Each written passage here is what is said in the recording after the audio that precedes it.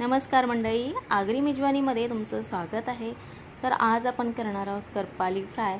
तर त्यासाठी इथे मी 4 करपाळे घेतल्यात आणि त्यांना साफ करून घेतल्यात।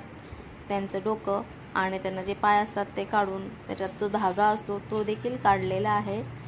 तर करपाली साफ करून झालेले आहेत। आता आपण त्या फ्राय कशा करायच्या त्या बघूया।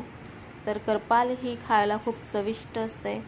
यामध्ये कॅल्शियमचं प्रमाण मोठ्या प्रमाणात असतं आणि आज आपण ह्यांच्यावरचं कवच काढलं नाही तर या कवचामध्ये देखील कॅल्शियमचं प्रमाण मोठ्या प्रमाणात असतं। पण हे कवच खाल्लं जात नाही, पण याच्यातलं जो काही सत्व असतील जे काही सत्व असतील ते आपल्याला मिळतात, म्हणून मी आज कवच ठेवलेलं आहे। आणि कवचासहित फ्राय केल्यानंतर त्याचा जो कुरकुरीतपणा येतो, जर एखाद्याला त्याचा कुरकुरीतपणा आवडून त्याचं कवच चावून खाल्लं जातं, पण थोडंसं कठीण असतं। तर आता आपल्या करपाली साफ करून झालेली आहेत। तर वळूया आपल्या रेसिपीकडे। करपाली फ्राय कशा करायच्या। बाहेर पाऊस खूप पडत आहे आणि त्यामुळे मार्केटमध्ये खूप सारी मच्छी अवेलेबल होत आहे। प्रकारची शेतातून बाहेर पडलेली मच्छी ती सुद्धा मिळत आहे आणि बोटी सुरू झालेली आहेत, त्यामुळे मार्केटमध्ये खूप साऱ्या प्रकारची मच्छी मिळत आहे। तर आता आपण या करपालींमध्ये 2 चमचे आगरी पद्धतीचा मसाला घालणार आहोत, कारण त्या खूप झणझणीत करायच्या आहेत आपल्याला आणि वरचं कवर न काढल्यामुळे मसाला जिरायला वेळ लागतो, त्यामुळे जास्त मसाला घातलेला आहे। आणि अर्धा चमचा हळद घातलेली आहे।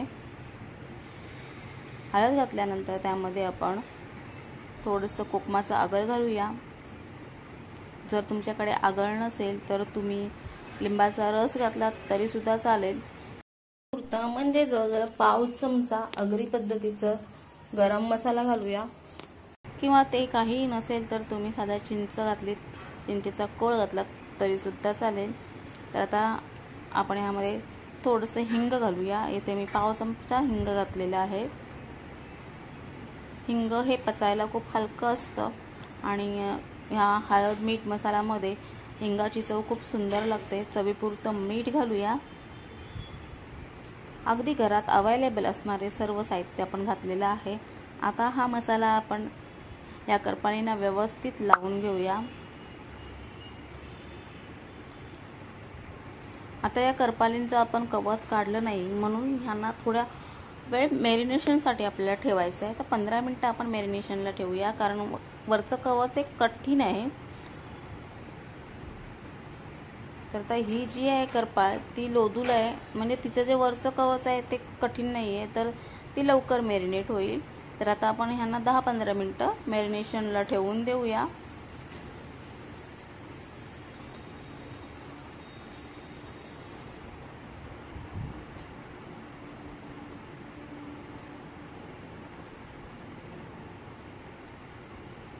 तर मसाला लावून झालेला आहे। आता यावर आपण एक झाकण देऊन त्यांना 10 ते 15 मिनिटं ठेवून देऊया आणि नंतर मग आपण रेसिपीला सुरुवात करूया। तर करपाली या खायला खूप चविष्ट असतात। या भातासोबत किंवा भाकरीसोबत खूप छान लागतात। तर ते मी गॅसवर तवा ठेवलेला आहे। 10 ते 15 मिनिटं झालेली आहेत। आता आपण त्यामध्ये तेल घालून घेऊया। तेल गरम झालं की त्यामध्ये आपण लसूण घालूया। इथे मी 7-8 पाकळ्या लसणाच्या घेतलेल्या आहेत आणि त्या ठेचूनच घेतलेल्या आहेत। आता त्यामध्ये लगेच आपण करपाली घालून घेऊया। गॅस मीडियम आचेवर ठेवलेला आहे। आता या करपाली थोड्याशा बेंड व्हायला लागलेल्या आहेत। आता मी गॅस मंद आचेवर करत आहे, कारण जर तुम्ही मीडियम फ्लेमवर ठेवल्यात तर त्या करपून जातील, त्यामुळे मी आता त्यांना मंद आचेवर गॅस केलेला आहे। तुम्ही बघू शकताय खालच्या बाजूने त्या करपालींच्या कवचाला लालसर कलर आलेला आहे। जसा चिंबोरी आपण कालवणामध्ये घालतो आणि नंतर ती लाल होते, त्याचप्रमाणे करपालीचं कवच देखील शिजल्यानंतर थोडंसं लाल होतं।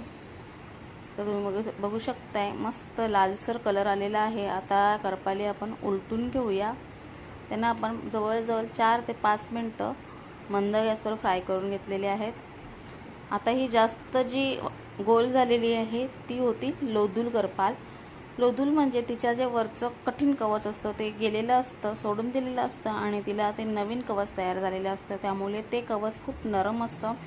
आणि जर लोदूल असेल तर ते अजून चविष्ट लागते, कारण तिच्यात मसाला तो मुरतो। पण आज आपण कवचासहित केलेले आहेत तर त्या मस्त कुर्रम करम खायला देखील खूप छान लागतात। ज्यांना कवच आवडत नाही तर त्याने तो कवच काढून टाकावा आणि आतला मांस खावा। तर आता पुन्हा आपण 3-4 मिनिटं ह्या करपाली फ्राय करून घेऊया। गॅस मंद आचेवरच ठेवायचा आहे।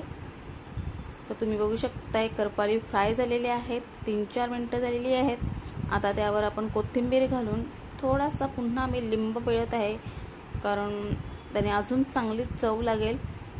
तर मंडळी अशा प्रकारे करपाली फ्राय करून झालेले आहेत आणि खूप छान कलर आणि मस्त क्रिस्पी झालेले आहेत।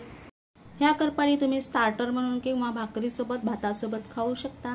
रेसिपी आवडली असल्यास नक्कीच लाईक, कमेंट, शेअर करा आणि अजूनही माझं चॅनल सबस्क्राईब केलं नसेल तर सबस्क्राईब करायला विसरू नका। धन्यवाद।